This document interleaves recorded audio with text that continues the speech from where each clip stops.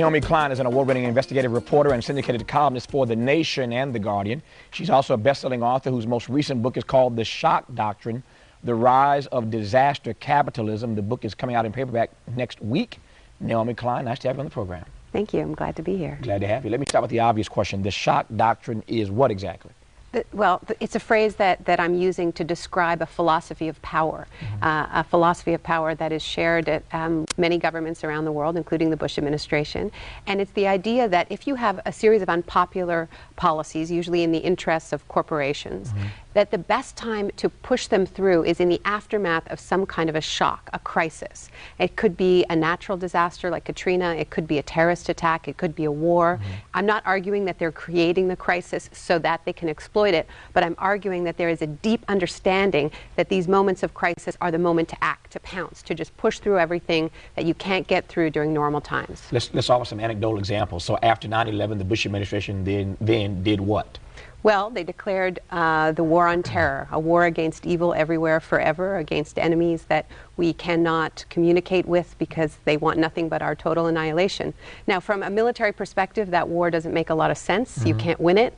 But from an economic perspective, it makes a lot of sense because it will go on forever. And so the way in which the Bush administration exploited the shock of September 11th is by, on the one hand, taking all of these powers in the executive branch. We know that. But what they also did is they outsourced those powers to a kind of a shadow government, the Blackwaters, the Halliburtons, the Bechtels, taking on functions that had previously been performed in-house and created a huge industry, the so-called Homeland Security industry. It didn't really exist before September 11th. It's now a $200 billion industry, which is bigger than Hollywood and the music industry combined. So that's one of the ways that the shock doctrine was applied after 9/11. So that if in the process you end up wrecking your entire country's economy, it doesn't matter? Well, it depends what the interest of that government is. And, you know, one of the things I look at in the book is, you know, who really makes up the Bush administration? And these are card-carrying members of this industry, what I call the disaster capitalism complex. You look at someone like Rumsfeld. What was he doing before he was in government? Well, he was head of a pharmaceutical company, a chair of the board of Gilead Sciences, which is a company that's really in the disaster business, treating, they have the exclusive patent on the treatment for avian flu, for instance. And one of the interesting things about Rumsfeld is that he never sold his stocks in Gilead Sciences. So every time he had to talk, the talk came to how the country would prepare for an outbreak of avian flu and whether they should stockpile Tamiflu, he had to leave the room. So, you know, I think they act in the interests of the corporations, to be honest with you, and they have really hollowed out the government, which is a real problem for whoever takes over after them, because I think the next president is really entering a hollow house. It still looks like a government. They can still play a government on TV, but you know, you pull back the curtain, everything is outsourced, everything's privatized. So, example 2, Hurricane Katrina. In the aftermath, the administration does what? Well, to me, Hurricane Katrina is really the classic example of the shock doctrine, and the moment of truth, I suppose, came. I was in New Orleans when the city was still flooded, and you know, everybody was focused on the emergency.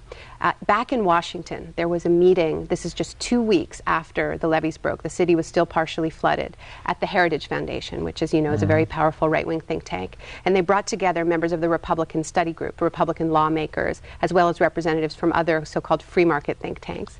And they came up with a list of what they called free market solutions for Hurricane Katrina. And I got a copy of the minutes from that meeting. People can read it on my website, shockdoctrine.org. And there's 32 of these ideas, and they're everything from don't rebuild the public schools, give parents vouchers, to turn the whole Gulf Coast into a free enterprise zone, to drill in Anwar, to build new oil refineries. And, you know, we see it in New Orleans today. President Bush acted on many of these recommendations. Whatever he could, he did. And the rest of it, he's still drilling in Anwar.